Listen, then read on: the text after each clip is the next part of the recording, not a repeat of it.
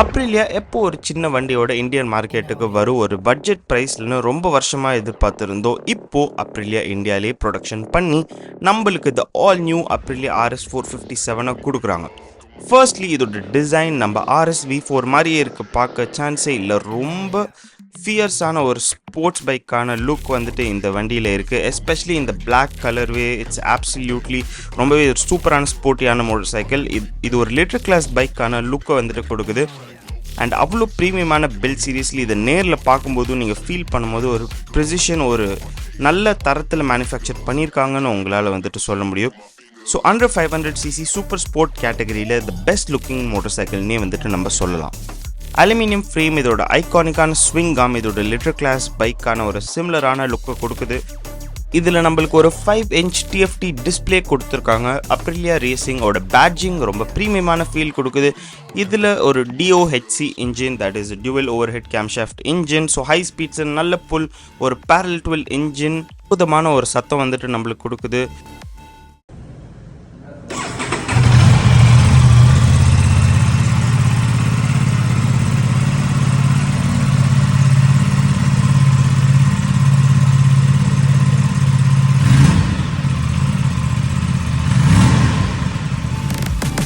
காதுக்கு வந்துட்டு கண்டிப்பாக இசை தான். 47 brake horse power and 43.5 Nm of dark.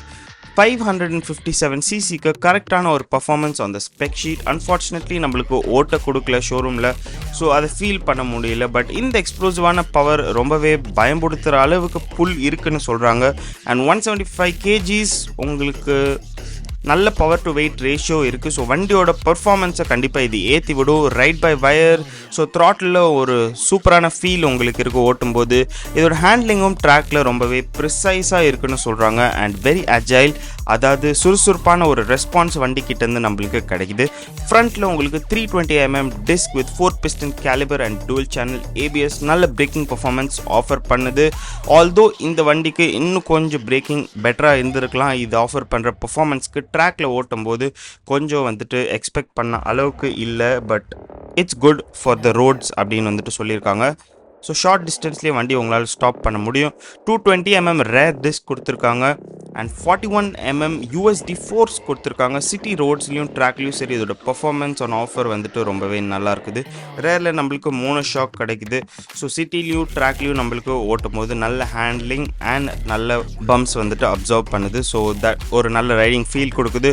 So 110 and 150 section tyres கொடுத்துருக்காங்க. TVS யூரோ கிரிப்போட ப்ரோ டார்க் டயர்ஸ் கொடுத்துருக்காங்க. நல்ல கிரிப்ஸ் ஆஃபர் பண்ணுது, நல்ல ஒரு ட்ராக் பர்ஃபார்மன்ஸும் ஆஃபர் பண்ணுது.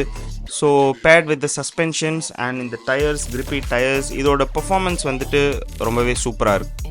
ஸோ ரோட்டில் மட்டும் ஓட்டுறதுக்கு ஃபோக்கஸ் பண்ணல. அப்ரிலியாவோட ரேசிங் ஹிஸ்ட்ரி ரொம்பவே பெருசு. ஸோ கண்டிப்பாக இந்த வண்டியை ட்ராக்குக்கும் வந்துட்டு ரெடி பண்ணியிருப்பாங்க.